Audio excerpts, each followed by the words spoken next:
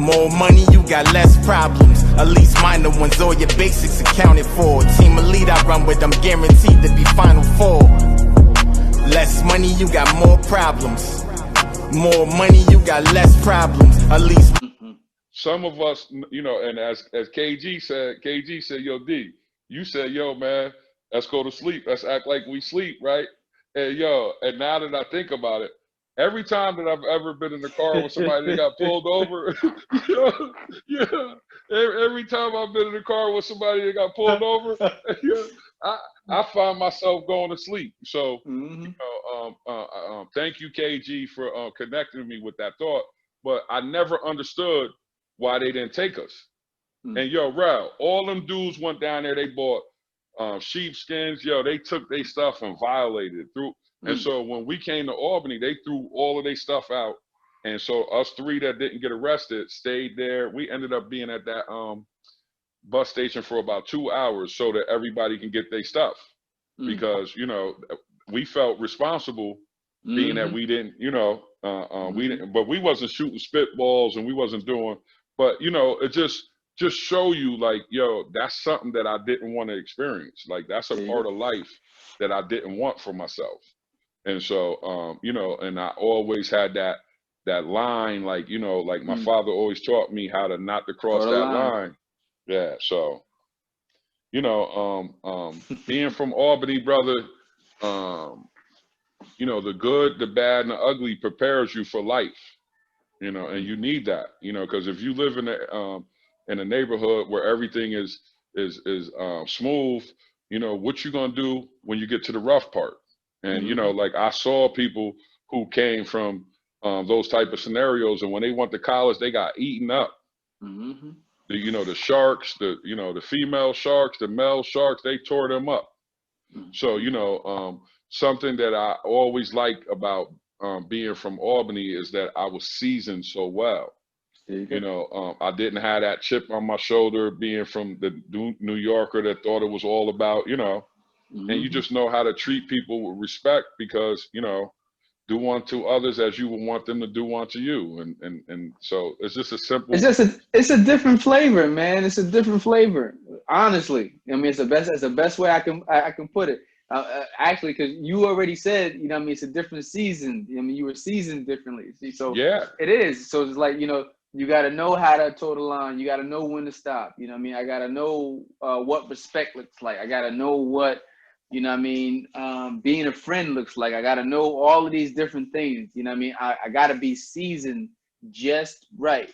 You know what I mean? I think Jay-Z said it best for me. He was like, he said, listen, he said, in order for him to get to where he was, it took a lot of luck, a lot of love, and, you know, a lot of discipline. But it took just being in the right situations at the right time or around the right people at the right time. So imagine being in that bus situation and, you know what I mean, you decide to act out too. So now, you know what I mean, that one particular situation, as minor as it could have been, but it could have changed your perception of what to expect. It's like, oh, let me look forward to this type of interaction, as opposed to it was like, you know what I mean? Let me avoid that. Let me just go ahead and go to sleep. You know what I mean? Because I ain't really with that. You know what I mean? I'm about to skirt. I'm going the other way. Yes, that way, that part right there. Yeah. So, but that's just knowing when to shut up, you know, and knowing, and you know, like what I don't, and to be honest with you, when I watch, what I'm scared for today's youth, you know, what I'm teaching them is, you know, people, places, and things, you know, like, yo, listen, I get it, you know, like it's tough, you know, like your commute to school is different than my commute to school was, right? I get that, right? But you got to learn how to turn it on and turn it off, and when to turn it on and where to turn it off. And you know, that zigzag zig. I seen Kim Boo. I seen Kim Boo in DC Live one time, right? And you know, like me and Kim Boo, like I have the honor as being the first person that saw Kim Boo when he got released from he was locked up as a young man, and I saw him down there with McDonald's is on Pearl and Madison, and he looked at me, and here it go. He said, "Word is born to the Father of Allah. They'll never get their hands on me." And when Ken Boo told me that, like, I felt him. And so, you know, and so I saw him one night in DC Live, and he was like, "Yo, God, I used to always, he said, I used to try to be like straight at 6 o'clock. He said, but yo, they be setting up for you. He said, so I zig on them, God. And so, I was like, and I always hit him back with the zig, because, you know, like, I just take that approach on stuff. You know, everybody expected me, you know, like, I set people up. Like, when I play ball, I set you up. Listen, let me get in here right here, because I'm gonna tell you that a lot of that language, a lot of the wordplay, the 5%ers and the Nation, bam, the Wu-Tang Clan, you know what I mean, was giving that to us. Yo, yes, I think I might have been in Cancun maybe like 2-3 years ago. I'm reading RZA's book, the Wu-Tang Manual, and I'm just like, yo, as an adult, I'm just like, yo, I missed all of that. I missed zig, you know what I mean? I mixed arm, leg, you know what I mean? I missed all of it, you know what I mean? Because it was like, yo, we didn't even realize, I didn't realize at the time, I didn't have enough understanding to realize what they were giving us. And it's just like hidden jewels, man, hidden jewels. But it was just like, I'm hearing the terminology you're throwing out there, and I'm just like, it took me to be an adult to really go back and examine it and really understand it. And you know what I mean? So, you know what I mean? If you put things in the proper place at the proper time, you know what I mean? It could fulfill its mission. You know what I mean? But nothing happens before its time. But that's like knowledge, wisdom, you know what I mean? And, you know, when they start working together, that's what understanding is, you know what I mean? And like, as your journey, as you go on, and that's where you see your age at, because you like, you just start, like, some days you just start laughing. You be like, oh man. I remember the first time that I put knowledge, and, you know, and I couldn't, and like I said, Juice, I missed that whole thing, know the ledge. You know what I mean? And I remember one day when it dawned on me, man, I just started laughing. I was like, wow, you know how you can get something but miss the biggest part of it, or miss a small part that make the bigger part more clearer. So the best part is that you go back and relive it all over again. Because I went through damn near every Wu-Tang album, and it was just totally different. It was totally different. Like, I loved it for what I loved it for, but it was even different once I added the knowledge piece to it. And it was just like, yeah, because they sound like rebels, right? And they sound like it's about, the killer bees. But you didn't know that they was, it's a lot of kung fu, it's a lot of discipline. It's a whole bunch of stuff. Like the RZA is probably one of the most interesting guys that I just never really, like, because I'm not a Wu-Tang guy. Like, I like their music, but I never really got into all of that because I felt like I lived that. You know what I mean? Like they were talking about stuff that I lived, and they were showing people that missed it. So like I like all of them. Like nothing against anybody, right? But they had everybody's attention. So I was always the dude that was trying to go in the opposite way. Well, as you heard me say, that way, like Migos, like I was a hater, and then I said, yo, the boys is bad, So, and now you see the records that they're breaking, it says a lot. But yo, Rel, man, I was I don't know. I was hyped up about this, man, and I'm so glad that we had a chance to talk, because for us, this is just a longer, those conversations. Usually our phone is beeping, and the boys they held it down today. Usually they make their entrance. Listen. That is only because I have an agreement with my wife. So on Tuesdays, she knows that I've designated Tuesdays to back. So 7:30 come, I'm downstairs. She'll take the kids upstairs to the back of the house, so they can be far away. But hold on, you know what I mean? I ain't running nowhere. No, I actually, this next question is going to help to, let me make sure I say this right. I want to introduce it right. Our community is experiencing losses at an all-time high right now, and at a frequency that isn't necessary. And it's going to lead me to my next question. Sadly, Albany has seen more and more violence, and our communities have experienced a lot of loss over the years. What would you like to see? What is your hope for the city, D? My hope for the city would be, what I talked about earlier today. We got to take a harder look at mental illness. I think that we need some intensive case managers in the community to, help a part of our family structure that has been eroded for some time. And we can't expect kids to raise kids, and that's just what we have in a lot of cases. We have kids that are pretty much telling themselves what the rules are. And so I would like to see Dr. Good utilized in a different manner. Lisa Good, who has been committed to trauma. I would like to see Troy Kennedy come out and get connected with the community, because he has a lot of experience and a lot of know-how about how the brain works, and a lot understanding that I don't think that everybody is aware of, how trauma works. So let me just say this to you. Like the other day we were talking and you told me about a book. And so, I grabbed that book, right?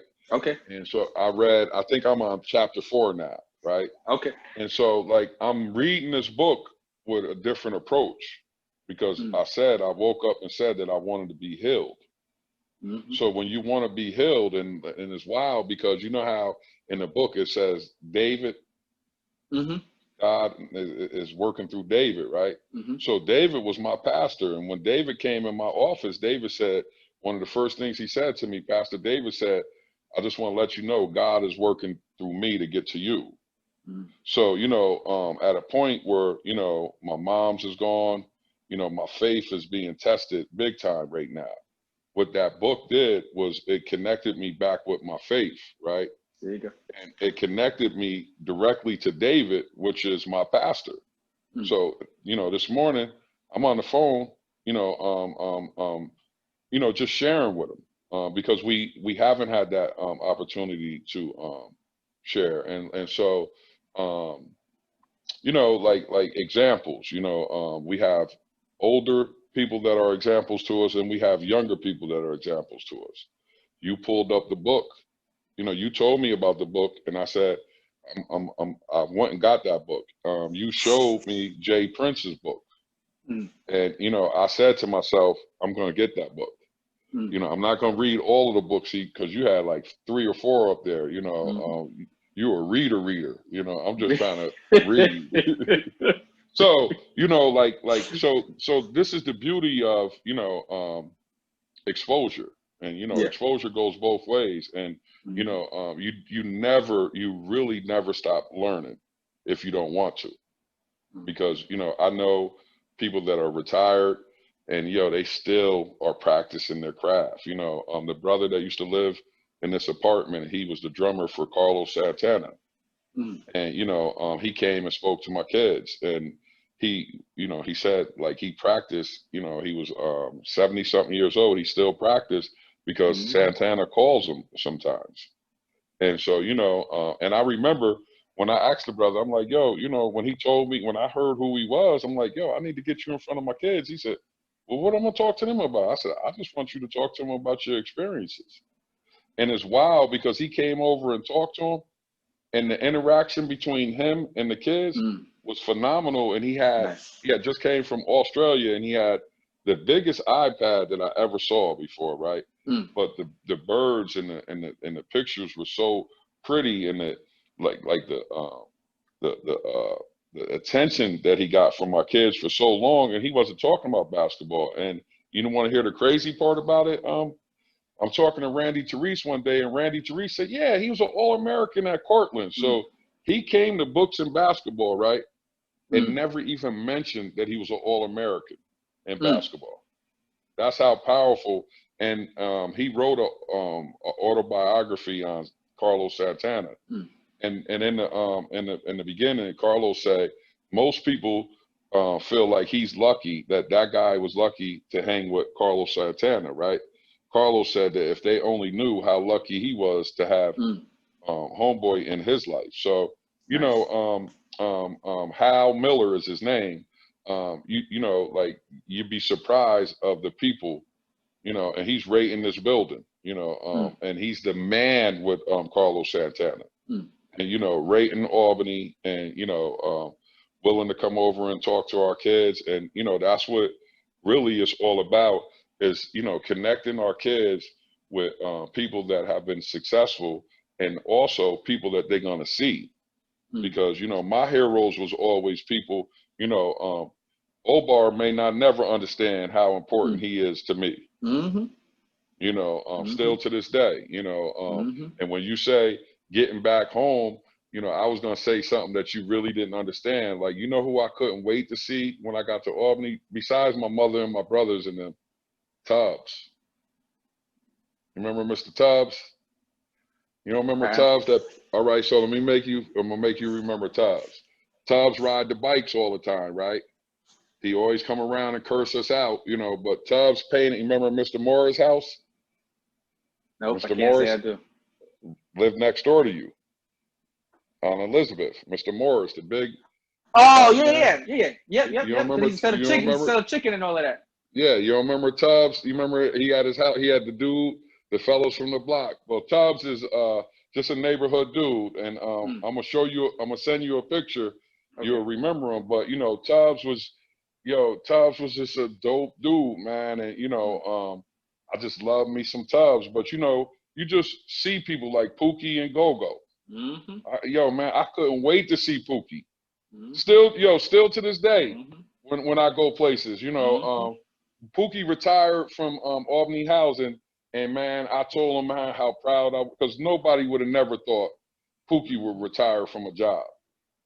And so, you know, you just see, you know, you see progression in everybody. And that's, you know, that's the beauty of our community, because not everybody's going to be a lawyer.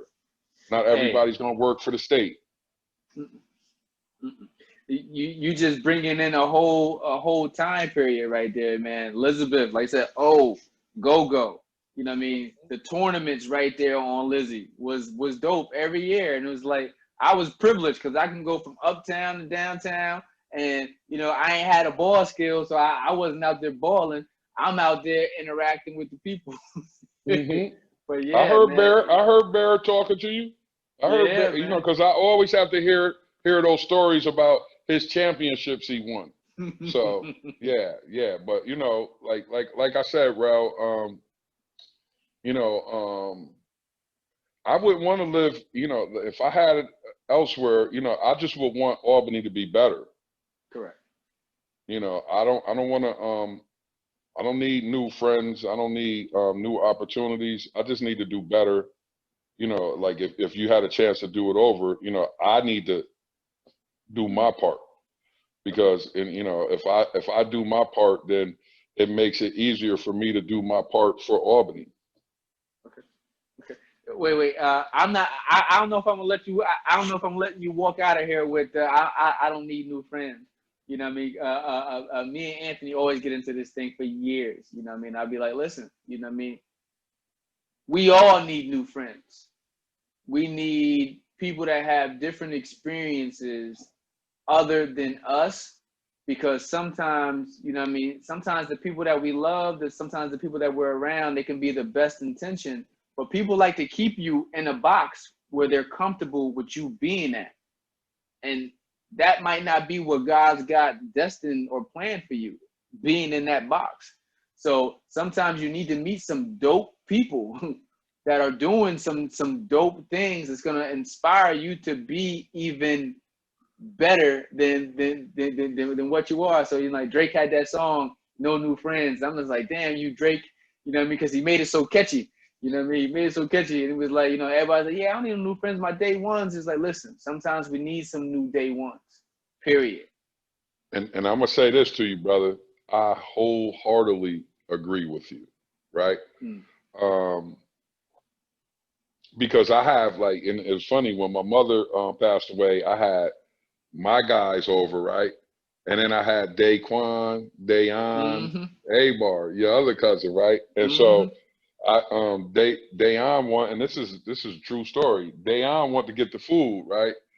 and one of my other guys, it was actually his birthday, and he brought, I was like, wow, it's his birthday, he brought the Hennessy.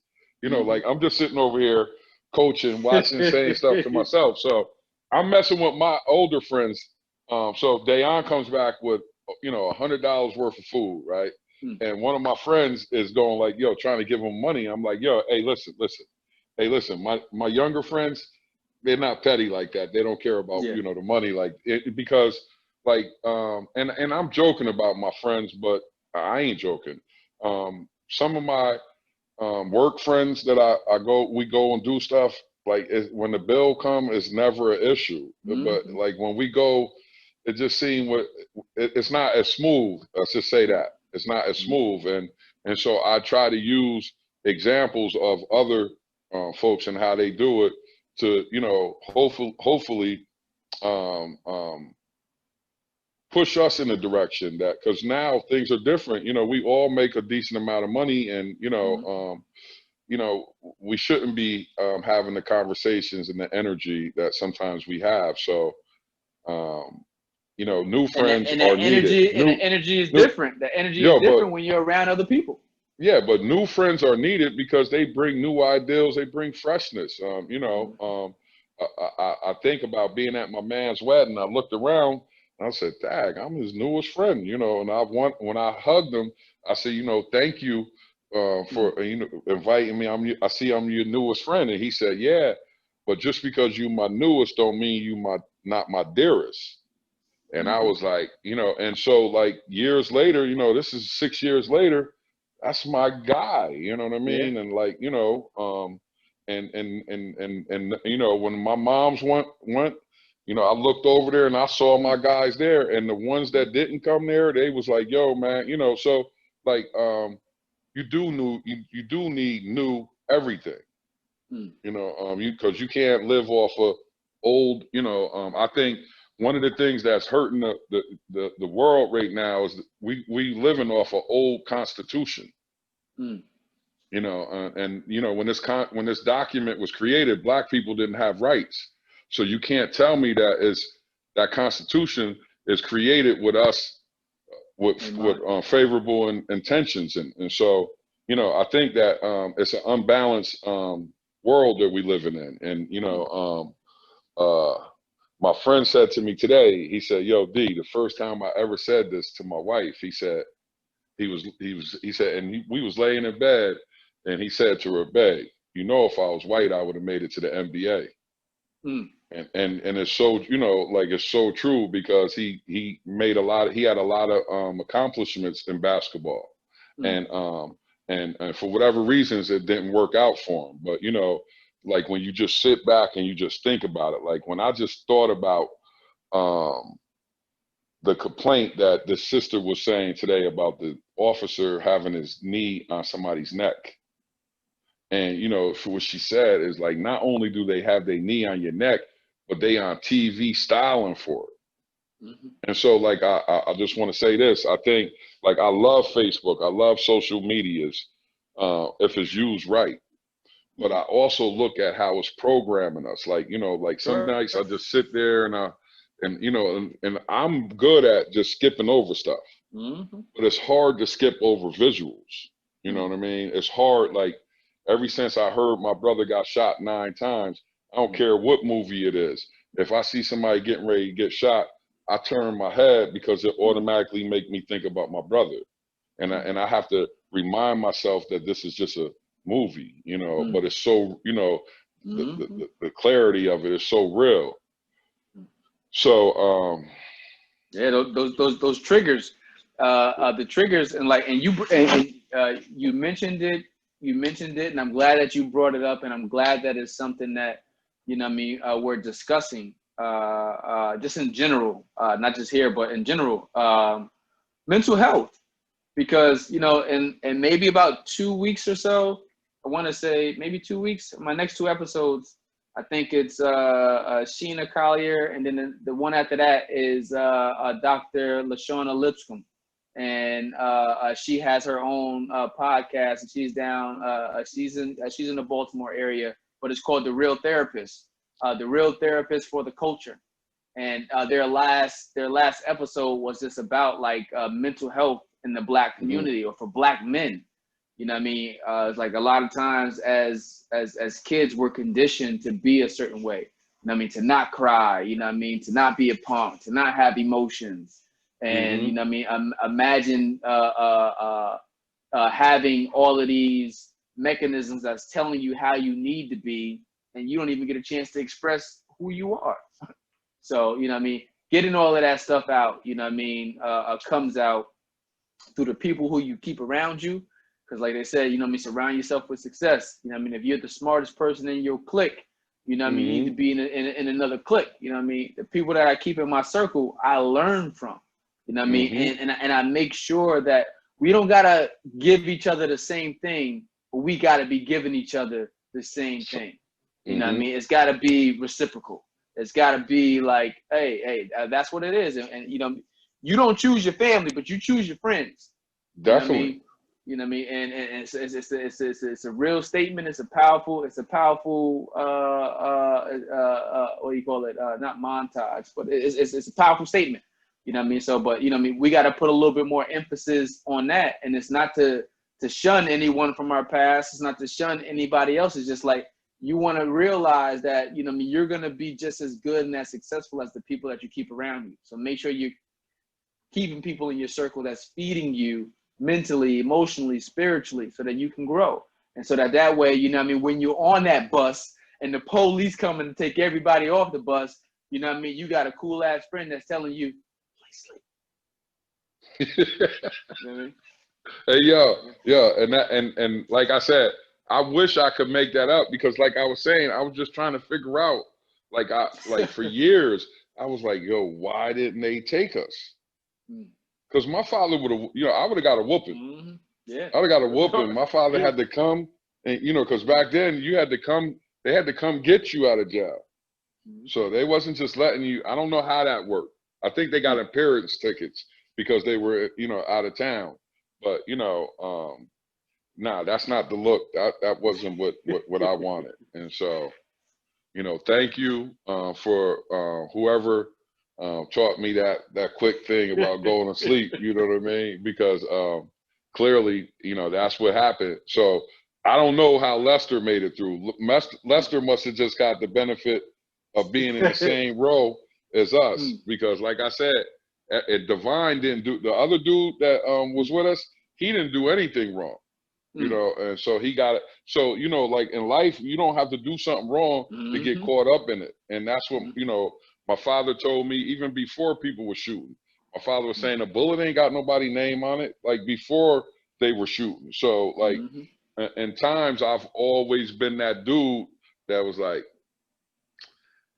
I think it's time to get up out of here. I think it's time to go. So it's better to be that dude who left and got the chance to hear about it than the person who stayed and was the story that ended up being told.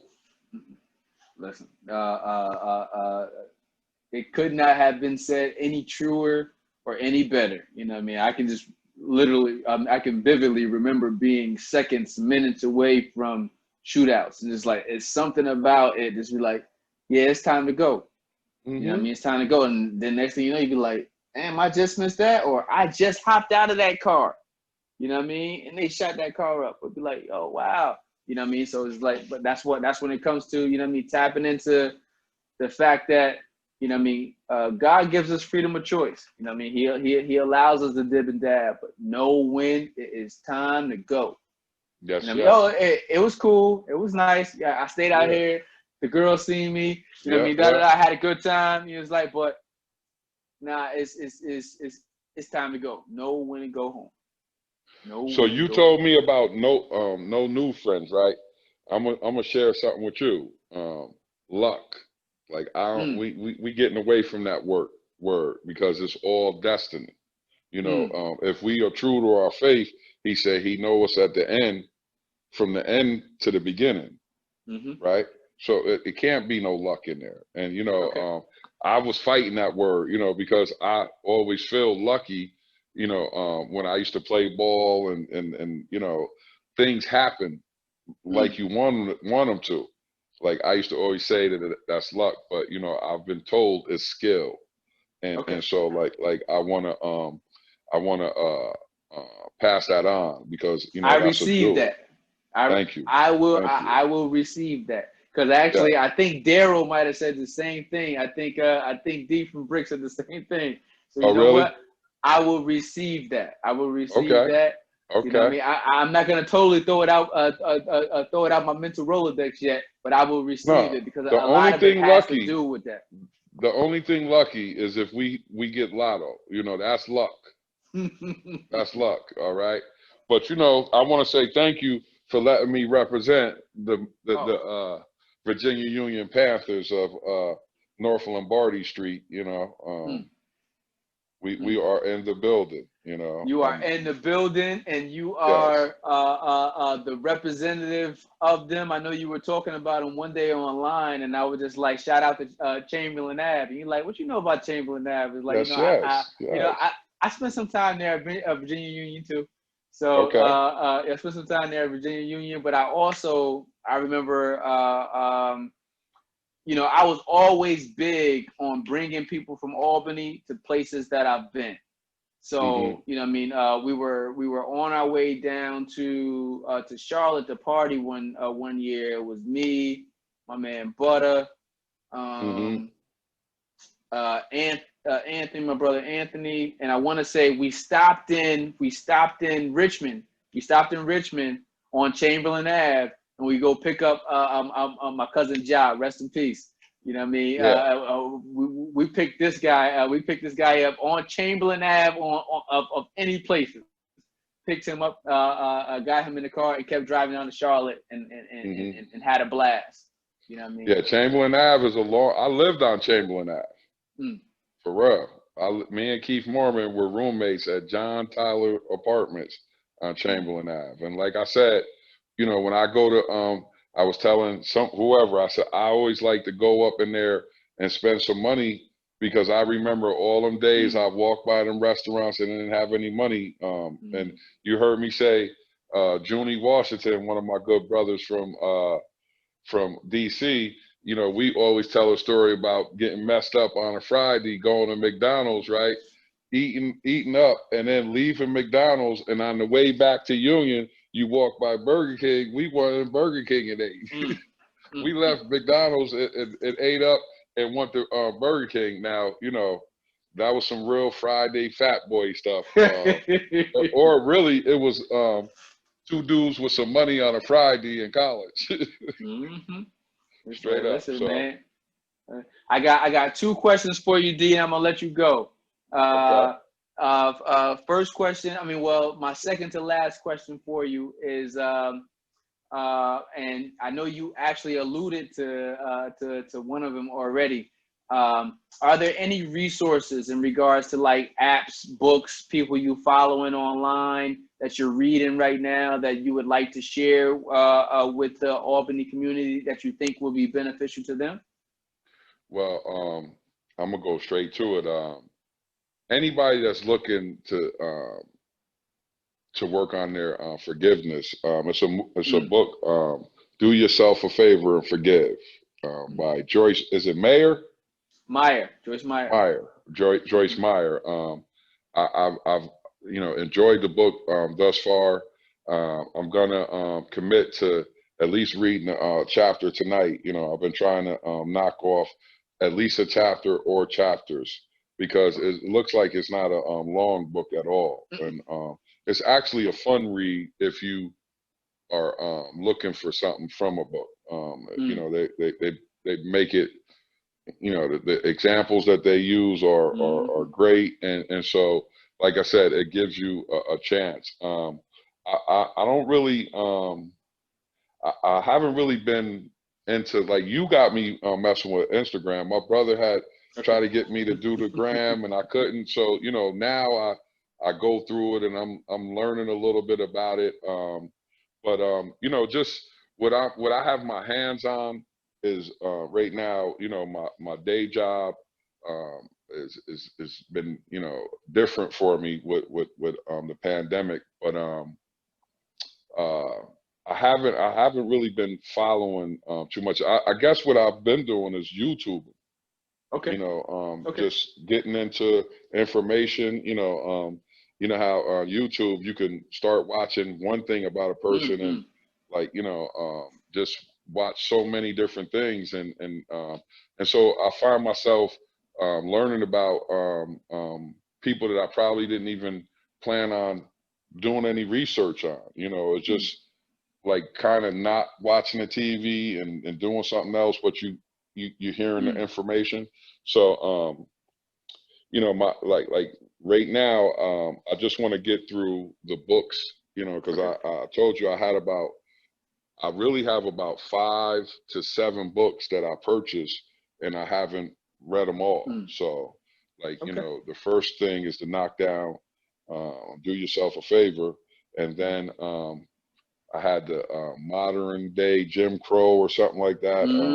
I bought that and another one, but I just gotta, and the probably the longest book that I've never read that I want to read is How to Eat to Live, right?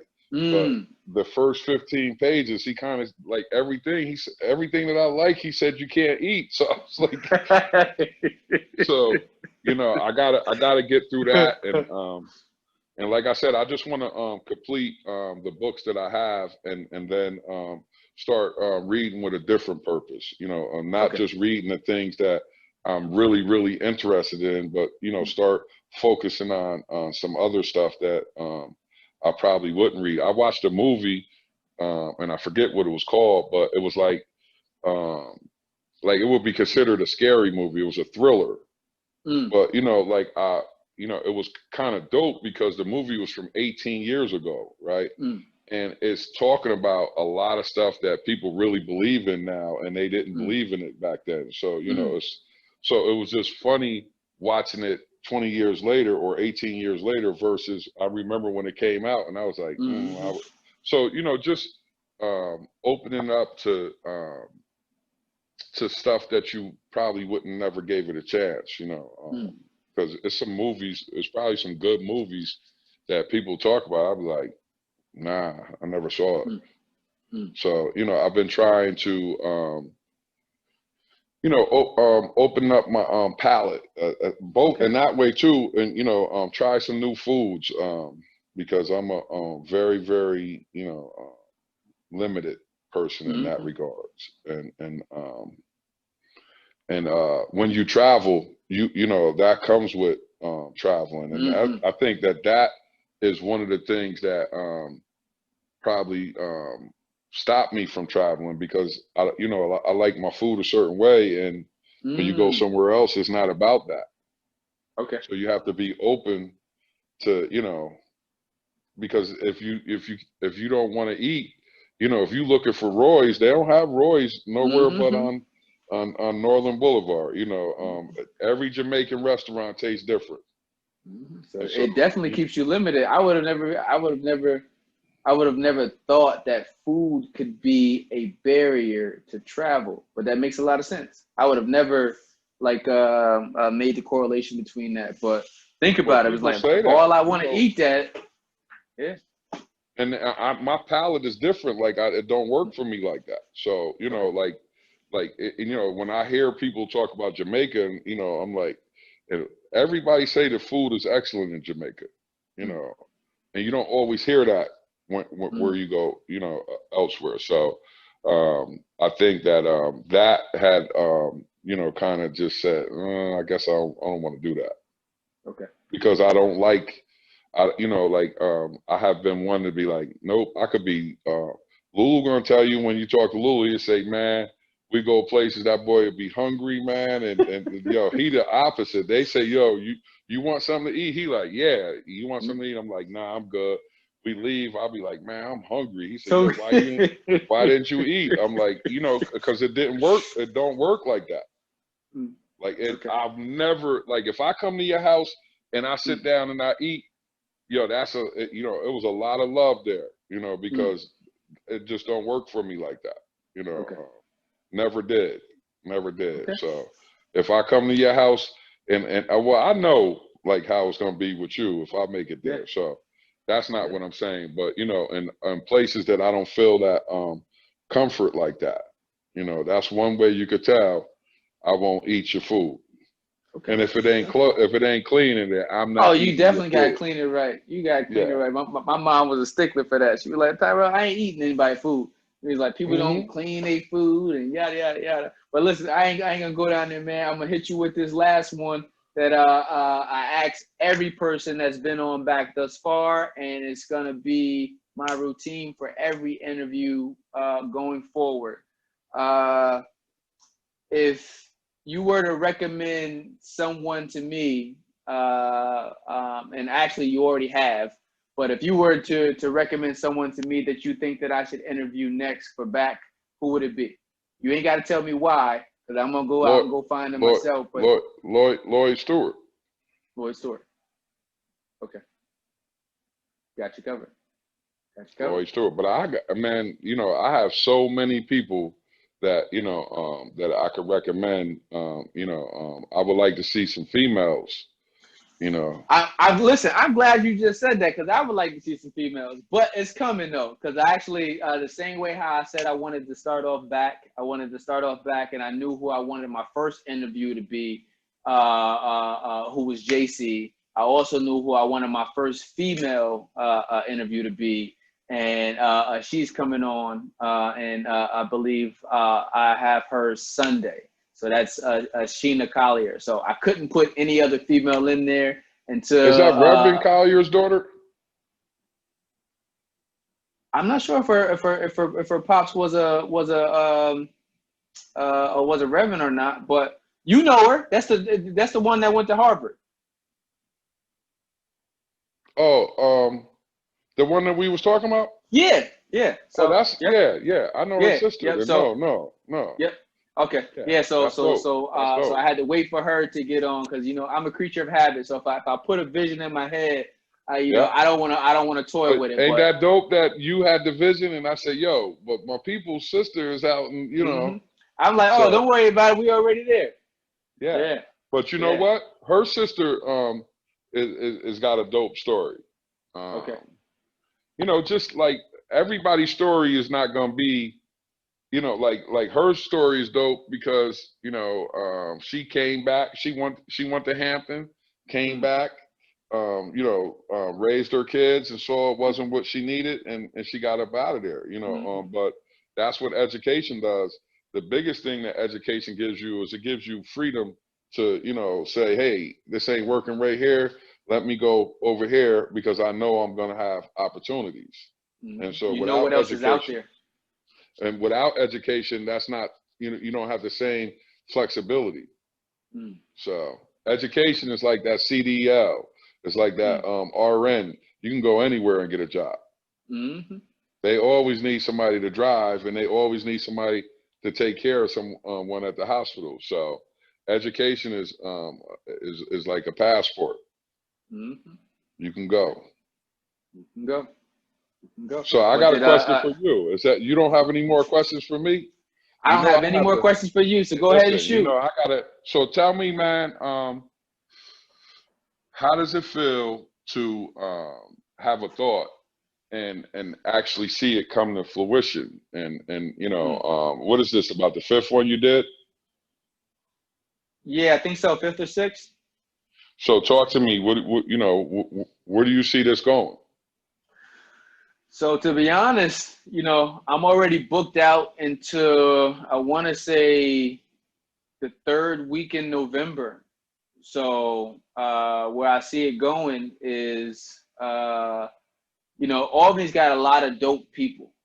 You know what I mean? And it's going to be really important to be able to showcase those people, because there's been some people that's been doing some really positive things for a long time, and haven't had a light shined on them, because their story might not be as big or as bright as somebody else's. But, you know, we got some dope people here in Albany, and I plan on highlighting those individuals.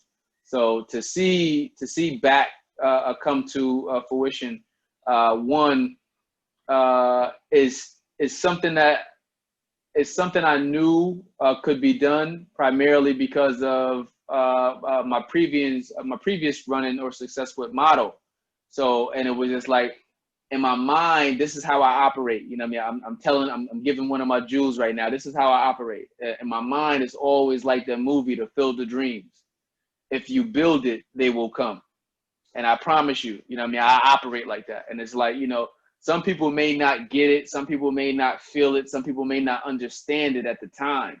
But it's just like, it's not on other people to get it. It's not on other people to understand it. It's on you to build it.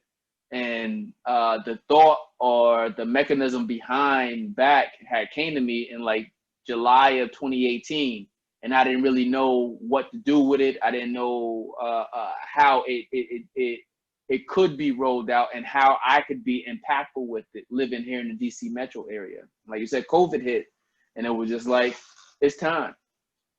It's time. So it's just like, you know, you can tap into those things. So to see what it's doing in such a small time, and think about it, was just like, once I really put the paper to it. I remember I had a conversation with you, D. I said, well, this is what I'm about to do. Boom, that was July. So, you know what I mean? We went from July to August, and, you know, and what we've already created in a small amount of time is only a glimpse of what we can do. Because the more we get the information out to everyone else, the more everyone else. I can't wait to start doing the female interviews, because, you know, the stories or the impactfulness of the ladies from our community is going to be dope too. But you know, it's just dope. You know what I mean? To put an idea, to have an idea and to create it. You know what I mean? Mm-hmm. And I think that we all have that power. I think that we all have that potential. And sometimes, for whatever reason, we don't follow through, because we end up waiting for those friends, or we end up waiting for, you know what I mean, everything to be right. And everything isn't mm-hmm. supposed to be right sometimes. Sometimes you just got to go ahead and get started and allow everything else to come together. And, you know, luckily for me, I've had that success already in regards to doing it. So when it was like, mm-hmm. I knew it was time, and it was time to go ahead and, you know what I mean, stop hiding in the back, you know what I mean, come on out there, you know, so, and do it. And realize that God has you. So where I am right now is I'm far removed from where I was as a 20-something year old running Motto. So now it's just like, you know, I have a greater sense of, not to say I didn't have it then, but I have an even deeper sense of myself mm-hmm. and what God has positioned me to do with the platform that He's given me. And that's not just in back, it's just in my everyday life. So all my conversations are just like a back interview, period. Mm-hmm. But yeah. So Rao, you know,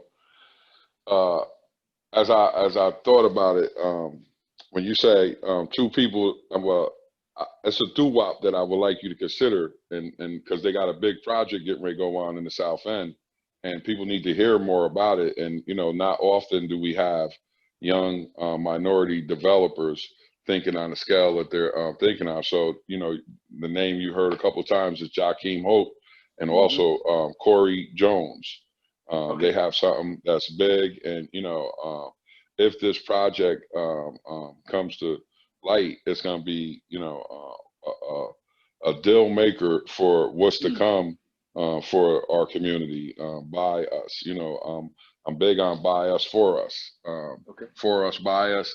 I just, you know, reversed it a little bit, and I think that, you know, I always said the class of '86 is going to be part of making Albany better, and I just think that on top of that, it's always beneficial to the community to see their own a part of something big like that. So, that's something a person that two people that I think, and I would never say her name on air. I will hope. I'm gonna work on that one because I honestly think that, that is a love story. That's an Albany love story that needs to be told. So I'm gonna work on that one. And no disrespect to homegirl that's coming up, but Joe, she is phenomenal. You know her. Mm-hmm. You know her better than I know her. I know her currently, but man, going to work is so much fun. And, anytime we interact, it's a learning experience. It's a fun experience. And, it's just real. And to be a part of something so special with a person that can lead you gracefully and, be demanding of you and supportive of you. And, when it don't work out, have that understanding that, shit happens. That's her favorite word. She I'll be like, she'd be like, yo, Mr. Johnson, shit happens. And I'm like, yeah, shit happens, but only after she says it. So, I just think that I know the role and the impact that she's had on my life, and I'm older than her. Mm-hmm. And, and I see the impact that she has on everybody that she comes in contact with. And, those are the type of stories that really need to be shared. And, the beauty of her is yo, you got to catch me to get this. And, and I'm not, cause her focus is very tunneled and it's fact driven, and it's about goals, and, it's about progress. And so, I'm hoping that I can get her to, share that, because, I know how it's helped me. I know where I benefited from it. And okay. So. Okay. Well, I will keep that in mind, brother. I will keep that. Even the two young men, the two brothers down there working. I will keep that in mind too. Thank you as always for the recommendations. Did you have any other questions for me? Because I know you're the first person. You're the first person that hit me with some questions. Oh well, I'm gonna always be the first. But you know what? I can't wait to meet your wife and to meet your sons. When I get in the picture with y'all, I know that's gonna be a dope picture. Okay. So, all right. Well, I love you, man. I respect what you're doing, and the sky is the limit from you. And you know what? We're gonna take it even higher than there. So whenever you need me, I'm a phone call away. And I just want to say for the calls that you have given me in the last couple of months, man, they have been appreciated. I share what you share with me to others, because people think information is to be hoarded. You're supposed to pass that on. Mm-hmm. So you have been my OG in this new journey I'm on. And so I can remember calling you saying, I'm sorry, I didn't even know. Mm-hmm. You know what I mean? And who would know? And in almost a year, I would be in a similar. So thank you for being the big brother in this journey that I'm on. And your words have been valuable. And as you can see, I got the book with the quickness. And this is just the start of our journey, and without our mothers. And I want to say it was dope how you started it out with that. And it was even doper that I made it through without breaking down. So it was days that I couldn't make it through in our conversation. So I salute you for that, man. And I know that I know your moms is very proud of the man that you have become and the man that you're gonna be. And so keep doing what you're doing, man, because I'm paying attention to you and Jay. Okay. And if I could see more A-Train, I'll be paying attention to him too, because that's a solid group, man. So hey, listen, brother, I truly appreciate it. Thank you for like I said, any of my relationships are reciprocal, D. But so thank you for your time. Thank you for your mentorship. Thank you for your brotherhood, because it's been needed. So one, you're never alone, brother. And I know a lot of times, sometimes I get up early, so I catch you on your real talk, and you be like, "Damn, man, where's the people out here with me?" You're never alone, brother. Stay positive and continue to be a force to be reckoned with in our community. But back community, once again, this is Councilman Derek Johnson, who has lended and extended his time with us here tonight. But I'm gonna go do what I do, go get my butt in bed. So Yeah. thanks again, D, for everything, man. And like I said, we just gonna keep this thing moving. Yep, and I'm gonna just say this. I gotta say his name because we didn't bring it up, but I gotta say A-Bar, my boy A-Bar Miller, man. It's always keeps me laughing, always keeps me smiling. So, shout out to my boys, man. A-Bar, Daquan, and Dayon. That's my guys, and I just wanted to bring them in. So peace, Salute. man. I love you, and until the next time. I love you too. Salute. Salute.